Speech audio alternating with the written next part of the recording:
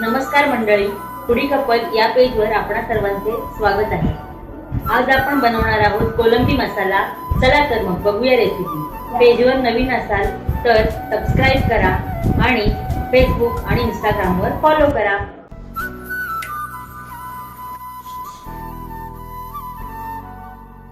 तेलात आलं लसूण, कांदा आणि मीठ टाकून कांदा पूर्ण शिजवून घ्यायचा।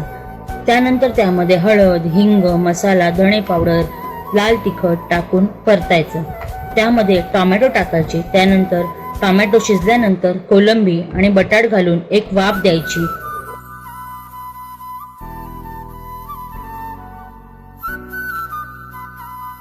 कोलंबी शिजली की त्यामध्ये चिंचेचा कोळ टाकायचा आणि मस्त कोथिंबीर टाकून कोलंबी मसाला सर्व करायचा।